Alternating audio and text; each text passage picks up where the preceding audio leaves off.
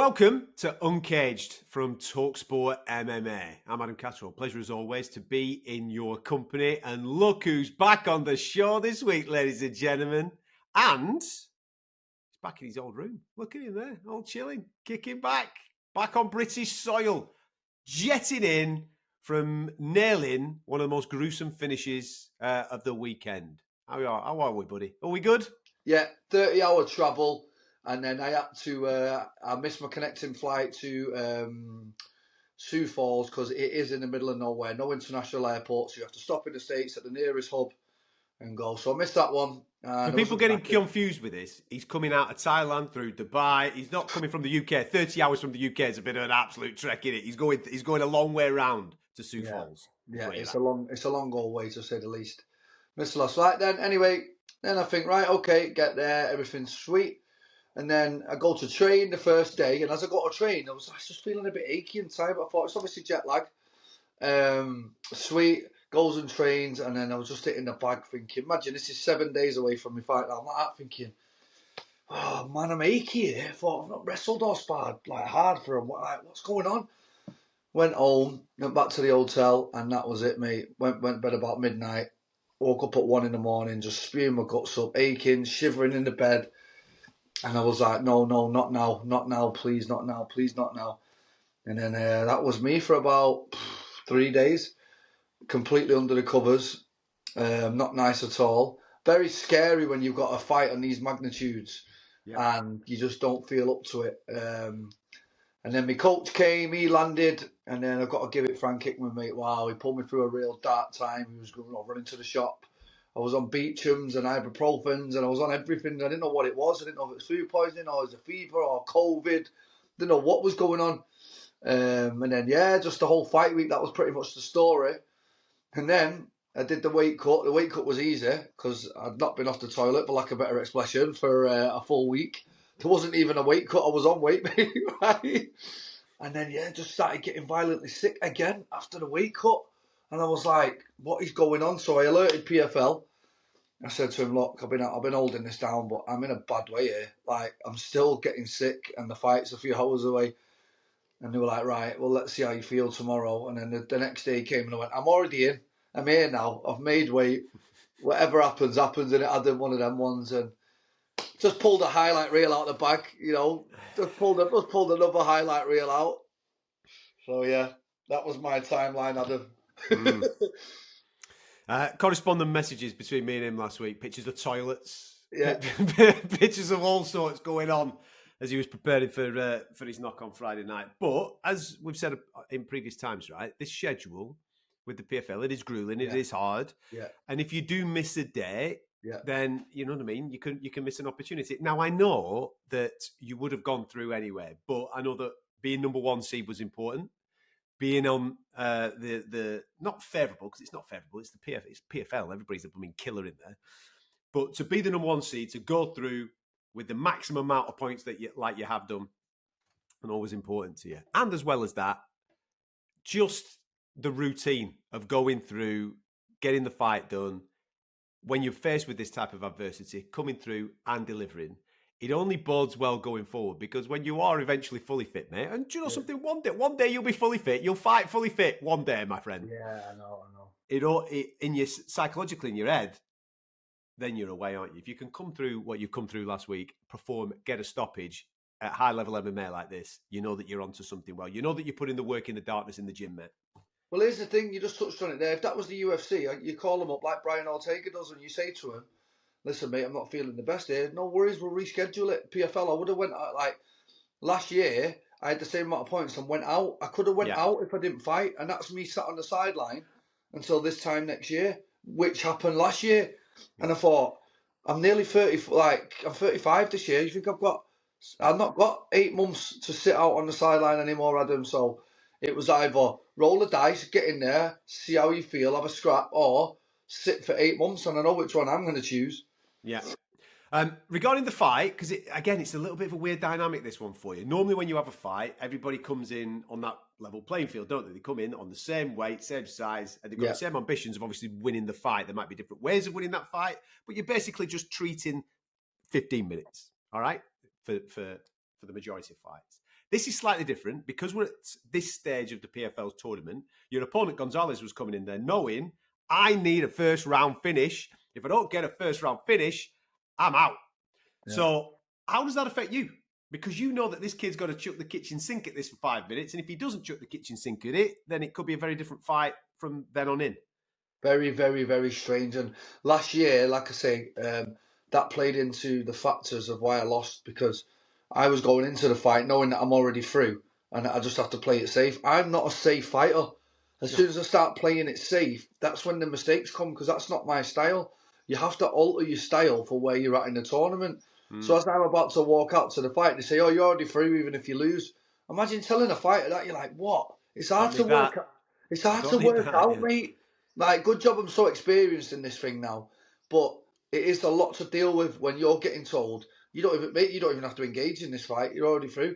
So I just tried to be double patient. I thought, you've got to come to me, lad. You're the one that's got to go through. I'm already through. So that's why the first round was slow. And then I was making the reads. The computer was making all the reads that I needed to make. And then the second round come and boom. There was a couple of moments in that first round where you did crack him with a couple of 1-2, straight 1-2s. And I thought to myself, right, timing's on now. You're starting to get into that rhythm of it. Yeah. And you're starting to see what he was doing. Then obviously by the time we got to the second round, you were well in your flow. Yeah. And he was looking to dip. He was looking to take your legs in some way, shape or form, but you were having none of it, mate. You couldn't have timed that knee any better, could you? Honestly, you know what it was? I've just watched it back for the first time with Tony, my coach, and we just sat and watched it. And what happened, Adam, is that I hit him with a really good calf kick, yeah? And then it made him switch to southpaw. Now, he's not normally a southpaw fighter. So when he stood in that stance, he didn't really know what to do because he's not used to being in that stance. So he was making critical errors, like dipping his head. And I went jab, touch, and I seen him go like that. And I thought, oh no, that's a gift. I thought, there's the gift. And I went, boom, boom. And I just knew where his head was going to be. Again, his years of experience, exquisite time. And if I don't say so myself, exquisite. It was straight to the point. It was perfection. It really, really was perfection. That's years of mastering my craft. Listen, I talk about it all the time. Downloading data, you've mentioned it already in this conversation. My kids are on the mat and they're working, right? And my lad is out there and he's talking about feints. And I ask him, why are you fainting? What information are you trying to gather in order to benefit you in this fight? And now he's getting to that stage of understanding, of looking for patterns, looking for reads, looking for that thing. If I do this, then that guy thinks I'm doing this and he moves in this way. Is it repetitive? Do it again. Yeah, it's repetitive. So that's a habit. So now what we're going to do, we're going to counter that habit and make it beneficial for me. And that's exactly what you've done in that situation. You've seen the moment, you've gone, this guy's going to do that again in a minute. And my knee's coming right down the chain. Bing. Can I just say something, right? Because I watched it live and I saw you do it. What I didn't count for is a mini celebration when you landed it, right? You let out that... You let out a yelp there, didn't you, pal? You couldn't hold it back. The little Mancunian in you came out there, didn't you? You've landed an absolute crisp one right on the forehead. You've looked at him. You've seen the split in his head, and you've let out a little. Was it a little woo or something, like a little bit of a Ric Flair you gave him, didn't you, pal? You know why? Because it was over. It's like you knew then. I timed it. I knew it was over. Mate, what do you mean? Did I know then? He's got an Harry Potter scar that big, right down the middle of his head. Looks like he's been hit with a machete. And then you've got Jason Herzog like that. Yeah, carry on. I said, Jason. I'm like that to the ref. I'm thinking, what do you mean carry on, mate? He's losing a pint of blood a second. Like, yeah, it was, I don't know why he said carry on, but after it to Jason, I tried to give him the benefit of the doubt. I said, mate, there's no benefit of the doubt, lad. He was losing a lot of blood rapidly. What did you say? You could see his brain? It was wide. It was a wide gash. And we're going to talk about, obviously, Mayra Bueno Silva's scratch, let's just say, in the UFC. It was a belter. Congratulations, mate. Qualifying number 1.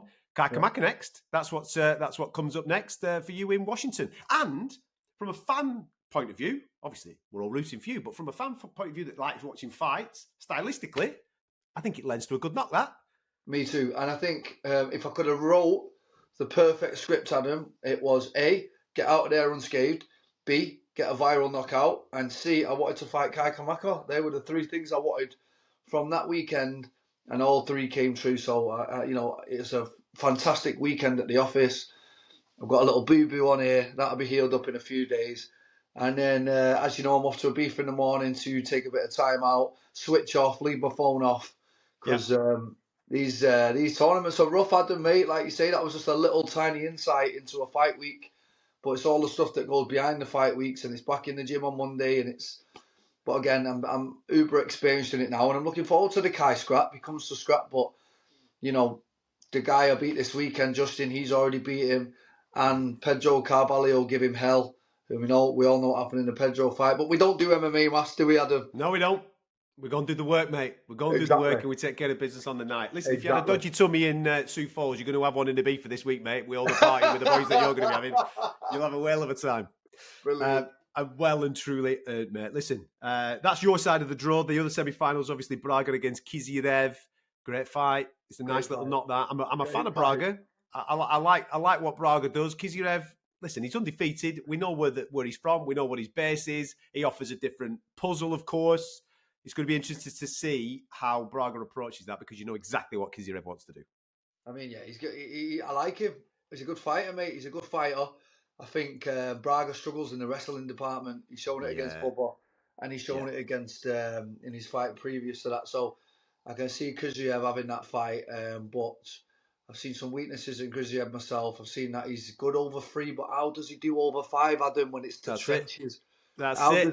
How does he do round 4 and 5? We'll find out, won't we? We're going to find out, mate. Washington, D.C. semi-finals. We'll keep you across that as and when we get a little bit closer to the time. But right now, it's all about a beefer for the boy to go and enjoy himself. But before we let him jet off, we were supposed to be doing this show. I know. Las Vegas. McGregor not on. Chandler not on. We had a massive rehash of a card. We got there eventually. Obviously, massively disappointing, but fingers crossed the Conor fight will get rebooked, and we'll obviously get to do one of them in person in the not too distant future.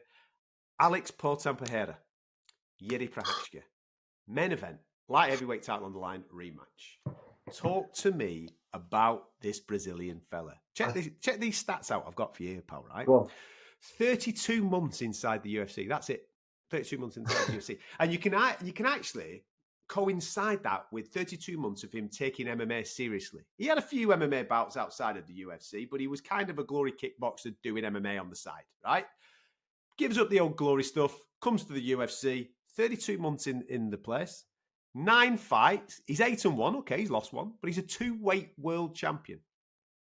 And off the back of the weekend, there's people now talking about the possibility of him moving up to heavyweight to challenge for a version of the heavyweight title and to become a 3-weight world champion within 3 years of competition, mate. We are talking pound for pound number 1 status. We're talking GOAT status. We are living through a real period of immortality with this fella. I mean, honestly, like, the guy's an anomaly. He's just a one-off. He's one of them guys that comes along once in a lifetime. I can't remember anyone apart from John Jones impressing me this much in the cage. Not only impressing me, it's the way he's doing it. It's his aura. It's just something about that man, isn't it? Like, he's away in Australia doing seminars. You want to come make some more history? Of course I do. And you've got everyone else making excuses about fights. He just takes them, Adam. He doesn't care. He rolls up there. He knocks people out. Elite lads. He's putting elite lads over. He does it in sensational fashion every time and doesn't say anything. Just walks off. How about that? Isn't it though? Puts his face paint on, throws a couple of bow and arrows around, and then comes and knocks you out. What more does anybody want? Incredible aura, mate. I love watching him. I love his persona. Phenomenal. Everything about this fella is so intriguing, isn't it? And we've just never seen anything like him. We haven't. No. 2 weeks' notice. Got the rematch done. Stops Yuri Prochazka in the 13th second of the second round. I think it was done. If I'm dead honest, it's the shot at the end of the first that has him cooked. He doesn't fully recover, and he's looking for some other stuff. Oof. Again, coming back to the reads that you were talking to 2 minutes ago. You show him something low, send him something high. Bang. Game's over, man. Absolute elite operator. You want to talk about a computer? That man is a striking computer. You see when Jamal Hill was trying to pour his jab and he went, oh yeah, boom, straight around it. Same with Prochazka. He noticed them hands were low, and guys that can hit you from anywhere, dangerous strikers, they'll just pick little tiny holes, Adam, tiny holes, and they'll expose them with devastating power, man. Unbelievable. Got a pitch for you now. You ready? Go. Now, okay. Should he go up to heavyweight? And should he be fighting Tom Aspinall? Yes. Yes and yes. How about you? How can you not, mate? You can't deny that man anything. We are in a real sweet spot with Alex Pereira. And it might never, ever be repeated. As I've just said there, right? This man now has an opportunity. Think about this. Process this, right? He has an opportunity of becoming a world champion in a third weight category within 3 years of joining the UFC. That might never happen again. If you think back to Conor's rise, right, which was unprecedented, 2013 through 2016, that was around about a 43-month period. He fought in 3 weight categories, did Conor, in that time. He fought Nate Diaz at 170, didn't he? Fell short and then rematched him and beat him. Became champ at 145 and 155. Nobody's had the opportunity of becoming a 3-weight world champion. And we're talking about a guy that is red hot right now. His activity level is through the roof. For him to step up in weight, let's say Tom Aspinall takes care of Curtis Blades at UFC 304. If I'm Tom Aspinall now, knowing full well that the UFC are all in on John Jones and Stipe Miocic, and they're going to go down that route, and nobody's really interested in it. It's an old hat type of fight. If I'm Tom Aspinall, I go, right, bring me the Brazilian. Come on, you all think he's the man? Definitely. Bring me the Brazilian. Let's go and do it. I tell you what, we'll go back to New York. Because I came champ in New York. He came champ in New York. It's 3 years to the day of him being in the UFC. Let's do it. I'll give him the opportunity for some history. Well, what more do I need to say, mate? You've just absolutely mapped it all out. You've just said it word for word. And then, right? Whoever wins that absolutely has the right to be fighting John Jones next. Obviously, mate. And that has to happen. And I think if I'm Tom Aspinall and the aura that this man's got about him, don't forget he's not a heavyweight, Adam, and you know he's got questionable grappling and wrestling. So if I'm Tom Aspinall, I'm looking at that fight and I fancy it. I'm thinking you've got to put on all this weight to get up to heavyweight, which he is a big lad. Don't get it twisted. He is a big fella, but at the same time, heavyweight is heavyweight, innit? Like that power, does it transcend all the way to the heavyweights? Because we know it does at the 2 weight divisions below that, but does it move all the way up? We know it definitely does them too, but heavyweight's another ball game again. Then you've got someone like Tom Aspinall who's been in there with Tyson Fury. He knows what heavy hands are. He knows what heavy hands feel like. So it's like, right, if I'm Tom Aspinall, I know the John Jones thing is a distant memory right now. I am putting all my cards in and I'm going for that fight. That's the biggest fight the UFC can possibly make for Tom right now. I'm all in on it. Listen, I know that Magomed Ankalaev will be screaming at our show going, lads, what are you talking about? I'm waiting here in the light heavyweight division. Listen, you're absolutely right, mate. You deserve the shot at the light heavyweight title. But we're in the UFC here, and we're talking narratives, we're talking Hollywood, we're talking once-in-a-lifetime opportunities. Yes. Alex Pereira, that's the person I'm concentrating on. Alex Pereira's got a chance of real glory. Give him the chance. Give him the opportunity. He might not make it. He might not do it. He might not beat Tom. He might not beat John Jones. But give him the chance. He's absolutely earned it. Fantastic performance against Yuri Prochazka. Congratulations to him on 2 weeks' notice. Now then, co-main event. Dan Ige, Diego Lopez. This is what BMFs are all about, isn't it? Absolute madness. Shout out to Dan Ige. He sat on his couch saying, do you fancy a scrap later on this evening? And he's gone, do you know what, lad? I do actually, yeah. And he went to the thing, weighed in, and got stuck into the fight. Listen, Dana must have given him a fat little check and said, lad, do you want to jump off the couch here and save the day? But this is where legends are made. And it ended up being a competitive fight. And I enjoyed every second of it. Did you? Yeah, I thought he finished the fight really well, Danny. He was just 2 rounds behind. He was chasing it down the back. Exactly. For people that have absolutely no idea what we're referring to, check this out. There's loads that has happened on this card, right? Just for a start, the main event changed. The co-main event changed 3 times, and 6 fighters that were supposed to be on the main card didn't actually fight. It all got rescheduled. Everything's gone all over the place. And this is one of those fights that were all over the place. So what happened was, 2 weeks ago, Diego Lopez, Danny Ige's opponent, Diego Lopez wasn't even on this card. He wasn't on the original UFC 303. He gets a phone call and he says, do you fancy a knock with the number 3 in the division, Brian Ortega? Yeah, on 2 weeks' notice. Yeah, man, that's a wonderful opportunity for me. I'll take that. At featherweight, 145, no problem. Brian Ortega says yes as well. And we rock and roll. We then get to fight week. Now, this is where I've got a bit of a problem with Brian Ortega, and I'll flag this up because I'm no doubt you've got an opinion on it as well, right? So the night of the weight cut, Diego Lopez goes to bed. He's on 146. Sweet. I'll turn up tomorrow, do the scales, and I'll start to rehydrate. Job done. 3 o'clock in the morning, he gets a phone call from Brian Ortega and his team to stay. We're not hitting 146, lads. It's lightweight or nothing. So you put him in a bit of an awkward situation. The lad's done a camp. He's rocked up. Big opportunity. It's International Fight Week. Doesn't want to let anybody down. And he's already cut weight.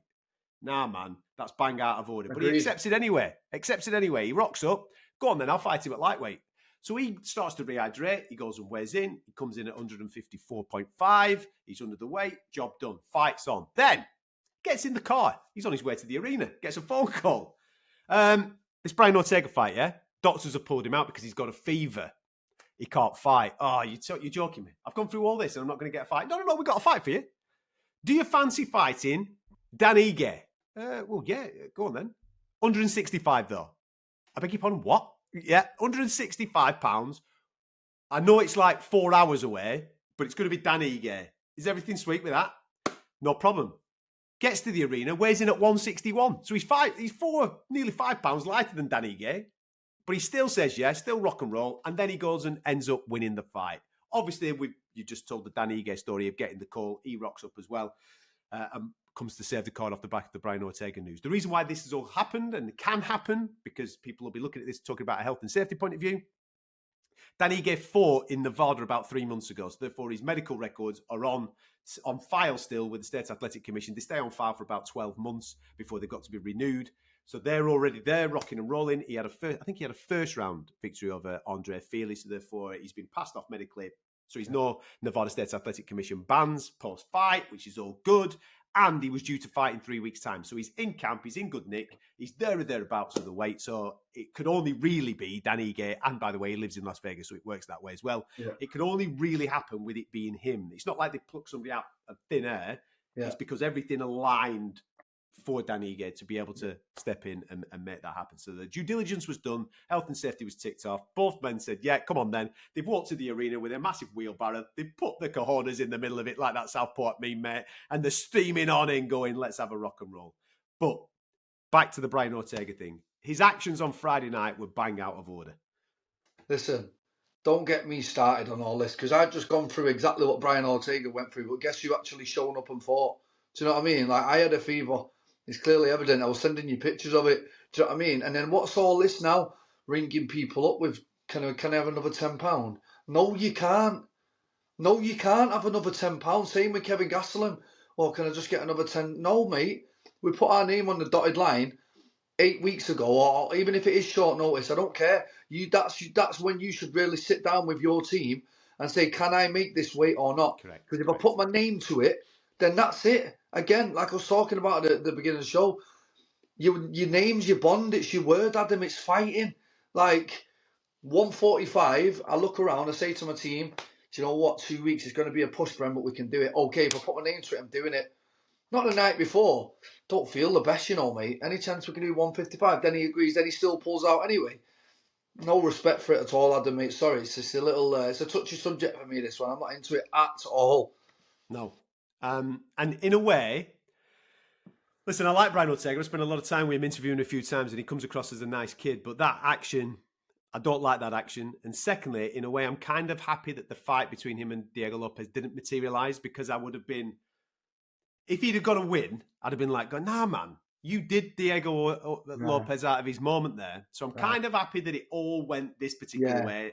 Ige got an opportunity. Lopez still got his opportunity. They threw down. I tell you what, if it's 5 rounds, Ige might take it, man, because he was coming on strong in round number 3, wasn't he? He just started a little bit too flat, and it was all about Lopez starting nice and fast. Listen, great knock. I won't mind seeing it again, maybe at the proper weight division.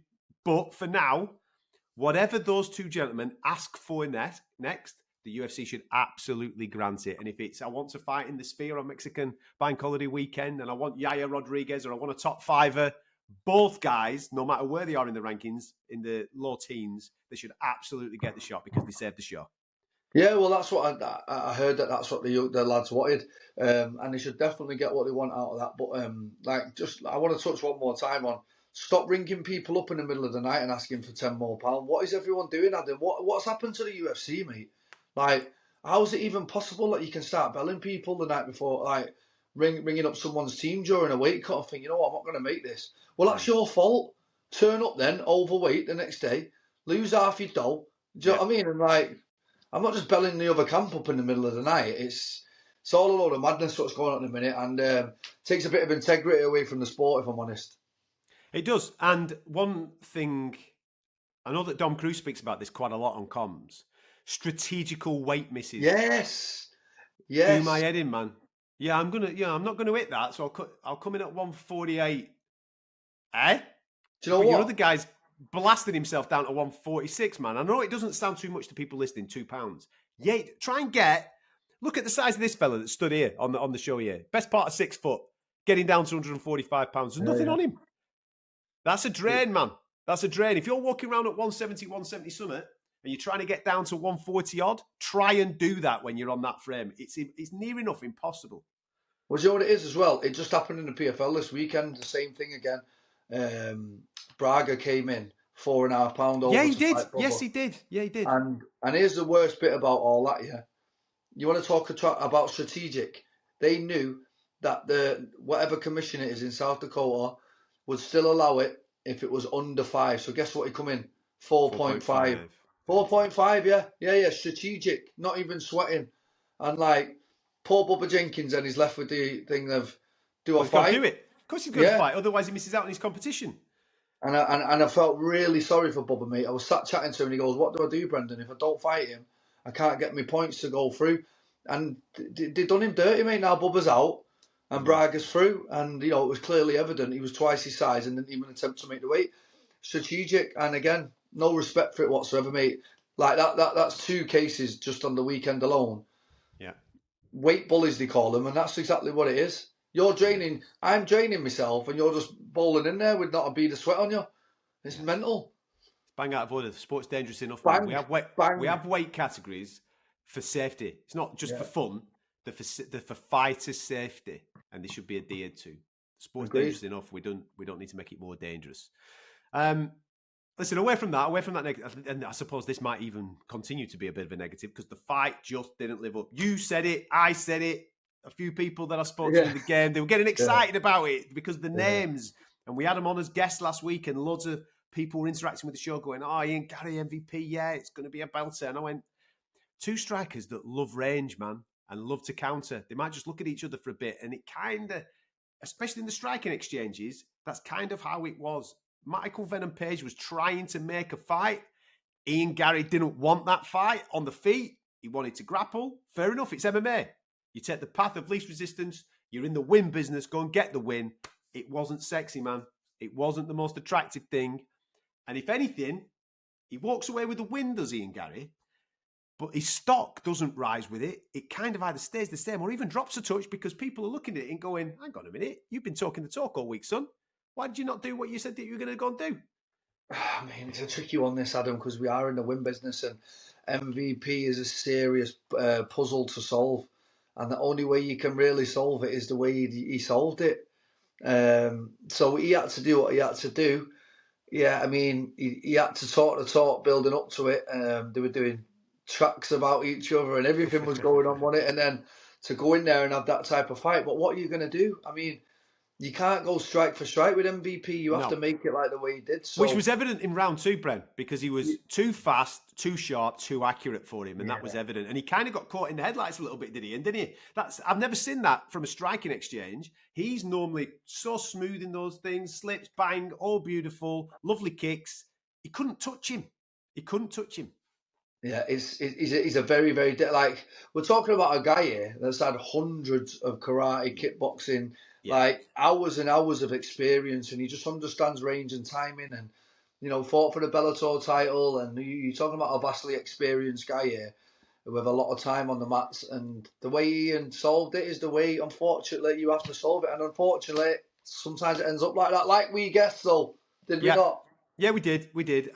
Listen, he had an opportunity in the first round, did Ian, to submit Michael Venom Page. He didn't manage to secure that submission. I mean, that would have been a massive statement to get the submission. It is martial arts at the end of the day. You take out MVP with a rear naked choke, move on to the next one. It wasn't to be, and the fight kind of dwindled along a little bit. I think he kind of saved it, though, when he got on the microphone, because when he got on the microphone, he called out the guy that nobody calls out. He went straight for Shavkat, and I went, fair play, man. Because the fight itself is not going to get him closer to fighting Leon Edwards. But a fight and a win over Shavkat will. It's a very wise decision, I think, from Ian Gary to get everybody now, especially people like us, talking about what comes next rather than that fight. Let's forget about that fight. Ian Gary wants to fight Shavkat. Shavkat is in. Make the fight happen. I mean, he must be the only person in the history of MMA that's called out Shavkat. Let me give his dues there. But has he bit off more than he can chew there? Mate, he wants a shot at the title. If you want a shot at the title, that's the guy you got to go through. Yeah, that's true. And you've got to make a statement. And they've done a lot of rounds together. And I see what Shavkat put out there and said. Yeah, I'll remind you. Do you not remember our rounds? Do you not remember our rounds, lad? Where are you finding this confidence from now? So it makes it double interesting when people have sparred, because people get misconceptions from sparring and actual fighting. Yeah. And I think it's going to be very interesting, that fight, because two guys that really do know each other, done a lot of rounds together. Clearly, they both think a certain way about the spars. And it'd be an exciting fight to watch two very elite performers. Yeah, man. Listen, all well and good. It wasn't the firecracker that we all predicted it would be. I did predict on last week's show, whilst you were throwing up in the bog, mate, that Swanson and Feely would be fight of the night. Listen, it wasn't as explosive as I had it in my head, but it was still awarded fight of the night. It did get the bonuses. Cub Swanson looking for big bonds. Andre Feely looked really slick. At certain points in the fight, he looked really slick. Nice, touchy-feely type stuff. So I just thought I'd put my feather in the cap for that. Have you seen much of Peyton Talbot? Little bits. He looks exciting. I liked his little whatever that was. That little back touch, like doing a bit of football and all that he was during the fight. He looks exciting. Looks creative. Looks almost like a Sean O'Malley type style, isn't it? Very, mate. Good. From a fighting point of view, great observation. He reminds me so much, fighting-wise, of what Sean does with his striking. He's just got this thing about him, like a bit of a rock star type vibe, you know what I mean? Dead chilled out, too cool for school, probably catch him rollerblading somewhere or skateboarding on fight day and all that type of stuff, and then just rocks up and knocks dudes out. He is 3 fights into the UFC, straight out of the Apex, into International Fight Week, and knocks the dude out in 19 seconds. You can't wish for better, can you? No, this is what you need. You need exciting styles like this. You need guys that are dynamic and new. And this new thing now, this new style, the way Sean's fighting, I think Conor almost started this style, that on the edge, snipering, using creative footwork, switching stances fluently. And Sean's the epitome of that style. And now we're seeing so many more come through with that same style. And from what I've seen of him, mate, I'm really impressed. Regarding UFC 303, started off with a few decisions, big knockouts on those prelims. Joe Pyfer doing Joe Pyfer things, and then obviously we get into that main card of which we've touched upon and gone across. We've obviously got UFC 304 coming up. UFC 305 now confirmed is Dricus du Plessis travelling to Perth, Australia, to defend his crown against Israel Adesanya. And do you know something? In the wake of this rise of Alex Pereira, I actually think now Izzy's stock is slightly going up. Even though he's coming off the back of a horrific loss to Sean Strickland, a fight where he didn't turn up at all, he's the guy that is the one on Alex Pereira's resume in the UFC. He nailed him. He got there. That sniper. Yes, it's at 185, but he got it. And I just think that stock for Israel Adesanya is rising. And now that I'm talking to a few people about this fight, a lot of people fancy him in the fight with Dricus du Plessis. I mean, come on, listen. Let's have it right. Please doing something that we don't know. I don't know what he's doing in these fights to get through him, but he's doing it. We've talked about this before. On paper, Israel should walk through him. But we all know that this paper doesn't matter because of what he did to Robert Whittaker and even Till and other people that should be beating him. He seems to manage to win. So again, I'm not going to write him off ever again. I'm not going to sit here and say he's going to lose ever again after the way No. he makes it happen. I've actually been in the corner with Till and watched him and thinking, how is that working? I can't work out what he's doing that's making it work, but it works. So what can you say? The results speak for themselves. Where does a win for Israel? Where does a win for Israel Adesanya put Israel Adesanya in that conversation of the pound for pounds and the greatest of all time? The bounce back wins are the ones that really define top legacy. I'm such an Israel fan. I love his style. I love his aura. And I just hope we get to see the flashes of the guy that came into the UFC. You know, that Izzy that first came in and was just starching people and style points and flashy and creative. I just think, with this time off, he was uber active, Adam, and I think he's had this time off now. He's back home, he's training, and I just hope we see that same guy again. I hope he's still there, and I hope he comes out and we see shades of the old Izzy. Because if we do, I don't think Jikas can lace his boots. How far off is Adesanya from being the middleweight goat? Most people would conclude that it's Anderson Silva, right? And I don't know whether you do or not, but most people will conclude that. How far is he off it, do you think? Good question, that. It's all about the challenges, right? Because when Anderson was going through he was just taking everyone out. Remember the Vitor Belfort? He was doing them all. Remember the Forrest Griffin when he was doing it in style and pop, pop? Izzy had them moments too, don't get it wrong, but it's very hard to look past Anderson Silva, mate. I'm an old school guy, Adam. I'm an old school guy. It's hard to look past him. But listen, how good this is, just for a little bit of a resume record, and I know that Anderson's is right up there as well, of course it is, because he came in, I think it's his second fight that he's fighting for the UFC title, and then he's just consistently in title fight after title fight after title fight. But Israel Adesanya has had 16 fights in the UFC, and 11 of them have been title fights. He's had double the amount of title fights than he has non-title fights in the UFC, which is kind of unheard of for modern day, isn't it? But how many title defences did this Anderson have? I know you're an encyclopedia. Go on, lad. 16.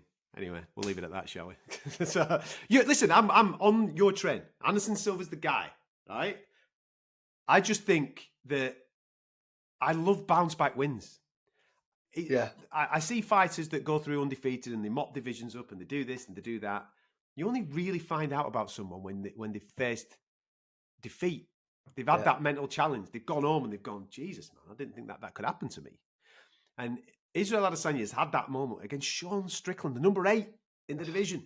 He had that against him. He's taken a year off, and now he's got this guy, and they hate each other. They don't like each other. There's so much needle and animosity. This is a huge, gigantic moment for Israel Adesanya. If he turns up like old Izzy, and he's the sniper and he delivers and all that type of stuff, all of a sudden those type of conversations about middleweight goat, pound for pound number 1, all that comes flooding back, because a win in the midst of adversity, I think, is double just a standard win.